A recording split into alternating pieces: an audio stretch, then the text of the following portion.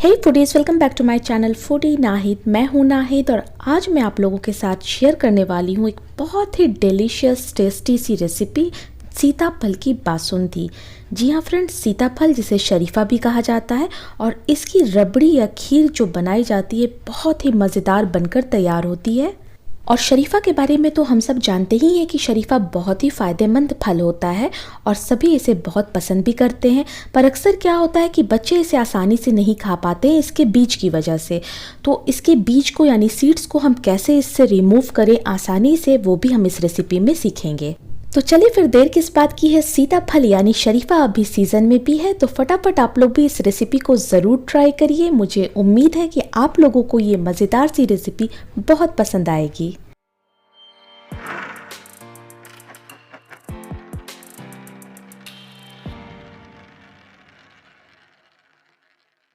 सीताफल की बासुंदी बनाने के लिए सबसे पहले हमें दूध को पकाते हुए उसे गाढ़ा करना है, यानी बिल्कुल हाफ क्वांटिटी में हमें दूध को कर देना है। इसके लिए मैं यहाँ पर एक खुले बर्तन का यूज़ कर रही हूँ जिसमें हमें चलाने में बहुत ही ईजी होता है।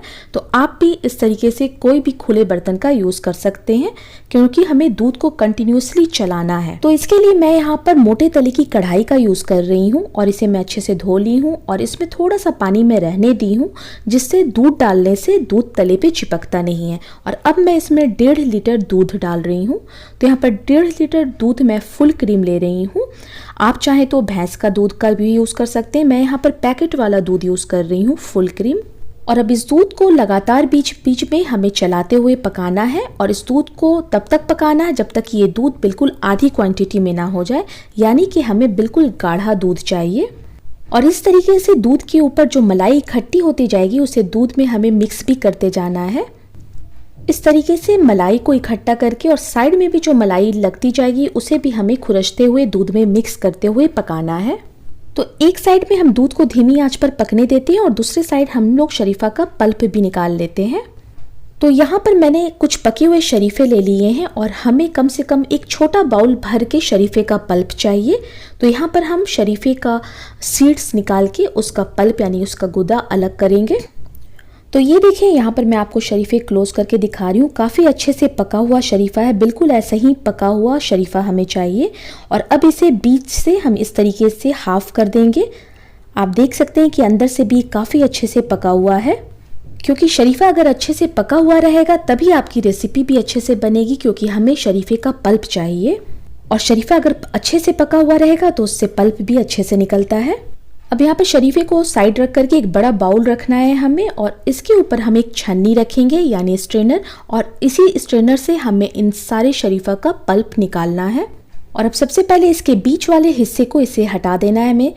और अब एक स्पून ले लेंगे और इस स्पून की हेल्प से इसके सारे सीड्स को यानी बीज को, बीच वाले जो पल्प के साथ है उसे निकाल करके हम स्ट्रेनर में रखते जाएंगे।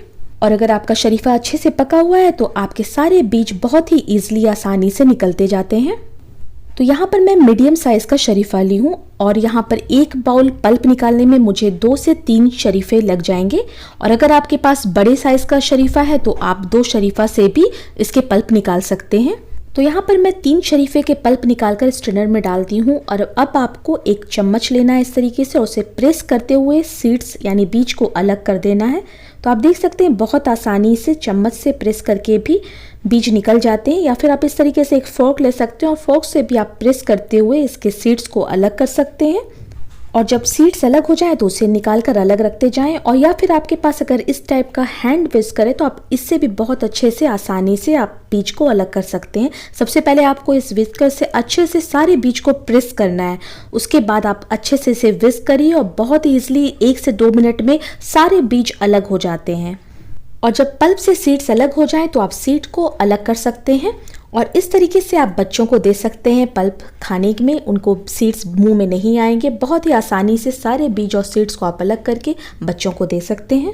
और एक दूसरा तरीका ये होता है कि अगर आपके पास फूड प्रोसेसर है या फिर ब्लेंडर में भी आप उसे एक बार घुमा करके आप फ़ौरन बंद कर दीजिए, तो आप देखिएगा कि बीज पल्प से अलग हो जाते हैं और उसे आप स्पून की हेल्प से निकाल सकते हैं।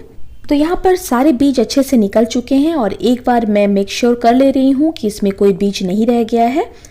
तो ये देखिए यहाँ पर सारे बीज निकल गए हैं और अब आप नीचे देख सकते हैं कि छन करके इसका पल्प भी निकल आया है। तो अब इस सारे पल्प को मैं एक छोटे बाउल में निकाल ले रही हूँ और यहाँ पर आप देख सकते हैं कि एक बाउल भर के हमारा ये पल्प तैयार हो चुका है। और अब चलिए दूध को चेक कर लेते हैं कि दूध कितना अच्छे से गाढ़ा हो चुका है। तो यहाँ पर देखिए मैं लगातार बीच बीच में इसे चलाते हुए मलाई को बीच में मिक्स करते जा रही हूँ। दूध को पकाने के लिए आपको साइड से भी और नीचे तले पर भी अच्छे से चलाते हुए पकाना है कि नीचे तले पर दूध ना चिपके। तो यहाँ पर दूध अच्छे से पकते हुए काफ़ी गाढ़ा हो चुका है। तो अब इस स्टेज में मैं इसमें 1 छोटा चम्मच इलायची पाउडर डाल रही हूँ, जिससे बहुत अच्छा फ्लेवर इस बासुंदी में आता है। और इस हरी इलायची का पाउडर डालने के बाद आप इसे अच्छे से मिक्स कर लीजिए, जिससे सारा इलायची पाउडर दूध में अच्छे से मिक्स हो जाए। जब तक दूध इधर गाढ़ा हो रहा है तब तक हम लोग ड्राई फ्रूट्स फ्राई कर लेते हैं। तो यहाँ पर एक पैन मैं गर्म करने के लिए रख दी हूँ और इसमें मैं 1 बड़ा चम्मच घी डाल रही हूँ। और इसमें आप अपने मनपसंद ड्राई फ्रूट्स बारीक काट करके डाल सकते हैं। मैं यहाँ पर बादाम और काजू बारीक काट करके डाल रही हूँ। आप इस तरीके से फ्राई करके ड्राई फ्रूट्स डालिएगा बासुंदी में, तो उससे एक बहुत अच्छा फ्लेवर आता है। और अगर आपको नहीं पसंद है तो आप ऐसे भी डाल सकते हैं, पर फ्राई करके डालने से एक क्रंची फ्लेवर आता है जो बहुत ही टेस्टी लगता है। मैं यहाँ पर सिर्फ 1 बड़ा चम्मच बादाम और काजू ऐड कर रही हूँ। आप चाहें तो और भी कोई ड्राई फ्रूट जो आपको पसंद है इसमें ऐड कर सकते हैं। तो ये देखिए बस इतना ही फ्राई करना था हमें। और अब इसे हम दूध में मिक्स कर देंगे। तो यहाँ पर मैं दूध में ये सारे फ्राई किए हुए ड्राई फ्रूट्स डाल दे रही हूँ और अब इन ड्राई फ्रूट्स को भी दूध में अच्छे से हमें मिक्स कर लेना है। तो यहाँ पर दूध को पकते हुए काफ़ी टाइम हो गया है। तो आप देख सकते हैं दूध अपनी क्वांटिटी से बिल्कुल आधा हो चुका है और काफ़ी गाढ़ा भी हो गया है। तो इस स्टेज में मैं इस बासुंदी को और टेस्टी बनाने के लिए इसमें 2 बड़े चम्मच कंडेंस्ड मिल्क ऐड कर रही हूँ। ये टोटली ऑप्शनल है, पर हाँ अगर आपके पास है तो इसे डालिए, इससे बहुत अच्छा टेस्ट भी आता है। और अगर आप कंडेंस्ड मिल्क डाल रहे हैं तो कंडेंस्ड मिल्क मीठा होता है, तो यहाँ पर चीनी की क्वांटिटी आपको कम करनी होगी। तो मैं यहाँ पर 4 बड़े चम्मच डाल रही हूँ। और अगर आप कंडेंस्ड मिल्क नहीं डाल रहे हैं तो यहाँ पर चीनी की क्वांटिटी अपने टेस्ट के अकॉर्डिंग डाल सकते हैं। और आगे चलकर हमें इसमें शरीफा भी ऐड करना है, तो इसलिए आप चीनी बैलेंस में ही डालिएगा। अब इस चीनी को भी घुलने तक अच्छे से हमें इस दूध में पका लेना है। और अब ये मिक्सचर हमारा रेडी हो गया है। तो यहाँ पर मैं गैस का फ्लेम ऑफ करके इसे ठंडा करूंगी। तो यहाँ पर आप देख सकते हैं कि इस दूध को मैं अच्छे से रूम टेम्परेचर पर आने तक ठंडा कर ली हूँ। और अब हम इसमें शरीफा का पल्प ऐड करेंगे और इसे डालने के बाद इस दूध में अच्छे से हमें इसे मिक्स करना है। शरीफे का पल्प आप जब भी डालें दूध को अच्छे से रूम टेम्परेचर पे ठंडा होने के बाद ही डालें। तो यहाँ पर आप इसका टेक्सचर देख सकते हैं कितनी गाढ़ी रबड़ी हमारी बनकर तैयार हो गई है। तो आप इसे शरीफा की रबड़ी भी कह सकते हैं, शरीफा की खीर भी कह सकते हैं और सीताफल की बासुंदी भी कह सकते हैं। तो ये टेस्टी डिलीशियस रेसिपी को आप लोगों को ज़रूर ट्राई करना है। और शरीफा अभी सीज़न में है तो फिर देर किस बात की है, जल्दी जाइए और इस रेसिपी को ट्राई करिए।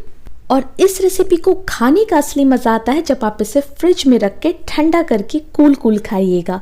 तो मैं अभी से जा रही हूँ फ्रिज में रखने और उसके बाद सर्व करती हूँ। तो यहाँ पर मैं इसे अच्छे से फ्रिज में रख के चिल्ड कर ली हूँ और अब मैं इसकी गार्निशिंग पिस्ते से कर दी हूँ।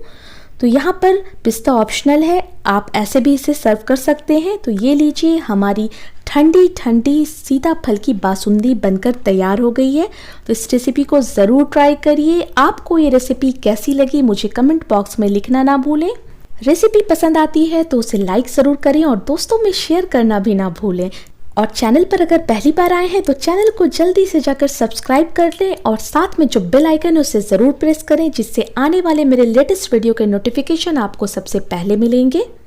आप सब ने मेरे वीडियो को देखा, उसे पसंद किया, आप सभी का बहुत बहुत शुक्रिया। फिर मिलती हूँ नेक्स्ट वीडियो में नई रेसिपी के साथ। तब तक दुआओं में याद रखिएगा।